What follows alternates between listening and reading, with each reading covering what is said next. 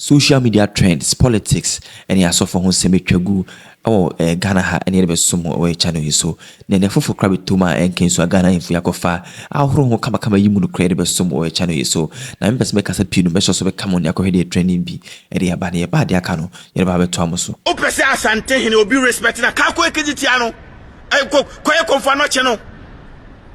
You have the money, sisi yada pa $50 million egu sisi yada pa them no. It can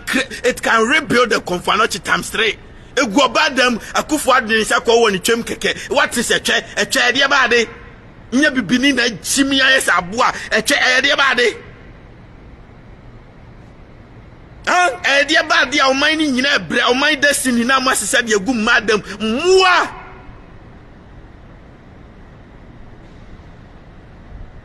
Nkwa siafuo untumi uwa yire be 5 adan na chinchina wo sori a ahyawofuo na asa kodi omo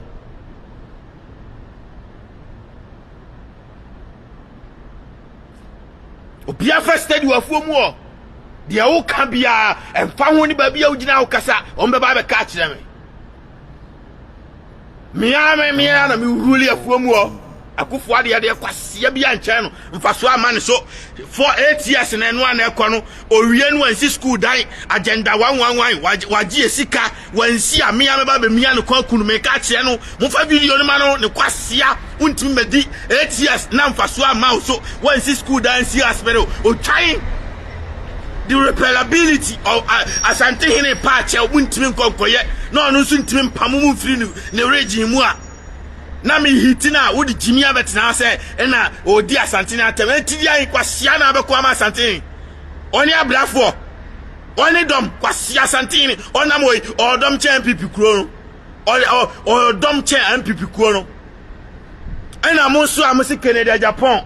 na mo frefre mi earlier on se me hiti Canada Japan no na me nyanya information no na obi ahyeda na eti a kire mi se the omega you fully nyina disappointed in Canada Japan also utise kuruaba utise emakue kwasiampanyini wano chiaye wano abako hwe tamale bako hwe nkran bako hwe akosombo Akufo Addo akosombo di amamadwim dia kan kwaye akosombo kwan no no agime dodo kan kwaye akosombo kwan no no agime dodo wufim wamamuo so akosombo kwan nyina tutu wudi kwa amenkroma atem wo bibifo tantantan wanim se akati ya wo tantan bibifo tantan ti se wudi kwa amenkroma waye ayi akosombo bridge waye ayi adomi bridge waye dam wudi na tem common road you were not able to fix and can quite nyina tutu mantamu kwa nyina tutu wo a ojaisa no wo de ma wo yiwe nyo first and last ado kwasia be ba be wo osaje fudin o twan ba Akufo Addo tie ya meche no we nyo first and last ado bo osaje fudin kwasia mpanyini o fa so be na ba so Canada Japan tie ya meche no we are disappointed human being to Ghanaians kwasia na Ghana for puasemo wo wa beka se tani no aboa no wabon economics kwasia wabon che nipa bia 2 years mai 1 year mai few months ago na wuti radio so desi baomia because obu afuntu beka no kura nipa bia ni bufu a eno ka no kura eno wa fa ti akwaji sika wafu ene hiawo ena udi tani kwasia na osi oye kronfo no onim nyansa onim nimdiye bi ode bebu oman afedi o akodi na chi eye campaign ma no otwan ano ba ko na esi nipa ne nye no afedi ano ne si nipa ne ye wachimi o wo fi atenti wo no onwini Ghana ni o selfish interest ena mi oska o ma mi $1 million manye kwasi afedi e banse akodi o machi sisi ari how many $1 million no me dia mo a wakodi o machi selfish man. How many $1 million in your dear more wakodi omachi? Ghana force me fire, Ghana force me fire, you finish me fire. Me ni masem kro. Sound kwasi ya wakodi ba omia chi wakodi ska. And I fair all campaign ma ba omia.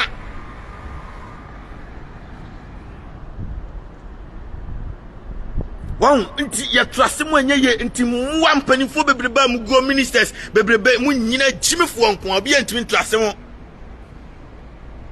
Munyina nkwasiafo nkoa MPs nkwasiafo ministers nkwasiafo DC nkwasiafo opia jimi mu party na apart from IGP and a Greater Accra regional minister mu amaka nyina moa A to Z ti untume no kwasia se onim na adu jimi kobobo midi wo hobi o a no mbeka kire me a me no beba be wu me ka kire wuti radio no se mbo pa me ye hye na me date beba se TV no pese ye hye na me date beba wasia hye no wi a illiterate na udi ujimi uya ukrom di me ba bebo na udi kwasia so refri Ghana ha ko ukrom Jimmy Junkie Man nya santefo na bibia na ma gina from group no bibia bi nipa criminal nipa wudi ni bia na ma gye no na mo frɛ na santini kwasia sema akwa na onye Ghana ni o hena ne sifiri onye Ghana ni na region we mintonya me say sa problem o Ghana nyina sa region we Sante region omo so na do so omo Jimmy no omo ne make decision ma Ghana abatoɔ omo nya kotuma obi se kimani pa ne wi ni because omo bebrebe no nya asɛm ketwa ina chimiti omo bresa na nkwasiafo wieska no ɛwɔ region no mu na ohene nso ntime nkasa ohene wo asante hene wo se wonye bribe na wonye bribe no Jimmy nti omo Jimmy no ntime nka ntime ntwi omo anim na ne tumi na ekura no ekura wo se sayin Rio mai recruit you manim na ofui wa ukura ohini etumi usuro omo adan wa uni omo na dis kanana Daniel be was shout to why subscribe of course obi abet man continue Jonas TV no akọ subscribe server ya or the comment ba me body shout out to all my subscribers in advance Daniel be was shout to Past Dan FC Chebi in the Eastern region Ghana. Thank you, I appreciate you. And their favorite coach, the great Academy Kofi Amo Sikani. Thank you, I appreciate you. Of course, shout out to Obia. Obaso no shine no credit tentem. Canada Japan kwasi ampanyini. Ghana youth ehia explanation. Se wo se ba omia e kwasi akronfo ba omia bon edi entina sesi ade wo ye campaign ma no edi entina wakodi na chi nipa onim se ontimi maboa Ghana nipa onim se oye incompetent oye failure to Ghana economics entidi entina nkokukuro man ni hye sa mu ko position but still Ghana for say omo ye omo dodo na ape wasem can come and explain utichi ayawate selfish man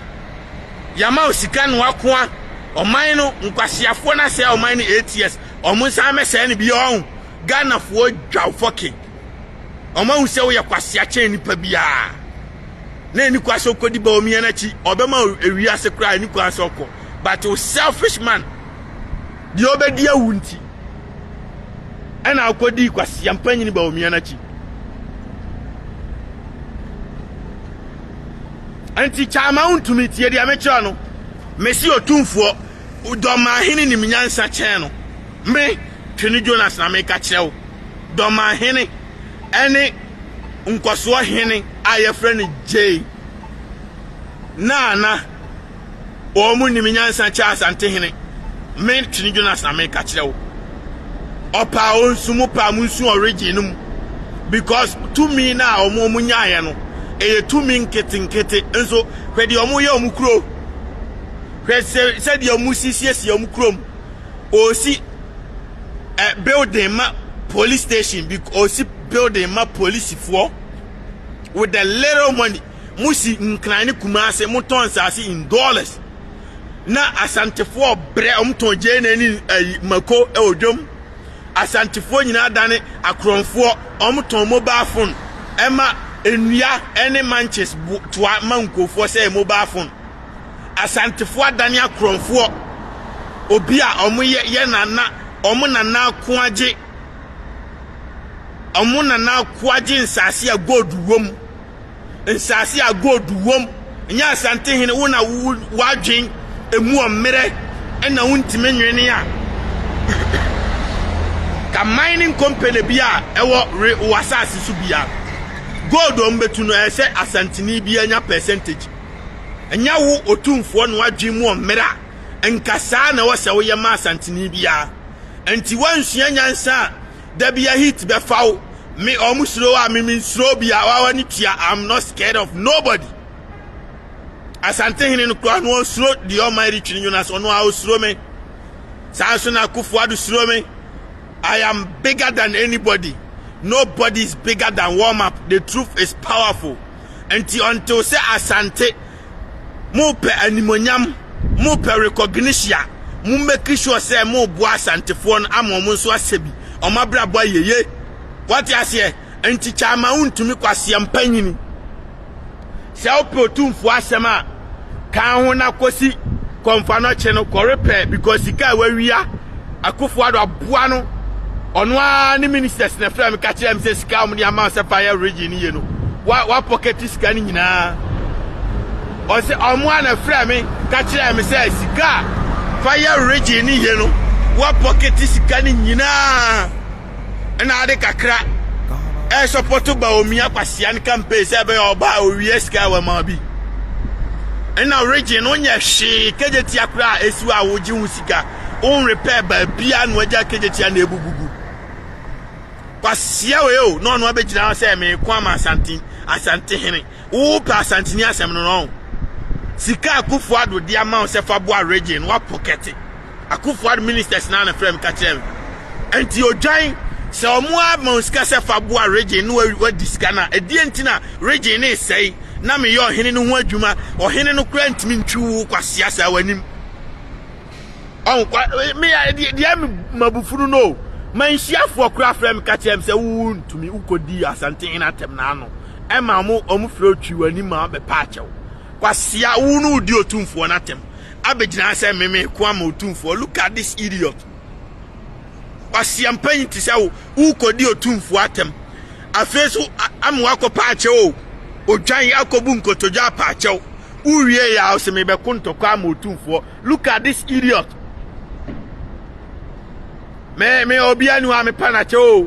we ne nseme trend social media so Ghana info Jacob Abo no ejimu no credit abesumo o channel yi so na nsa na me kono me so be like we share no subscribe anwetwe bia wo bia na da come comment section na say emre pemu no beken kaide abamo makramo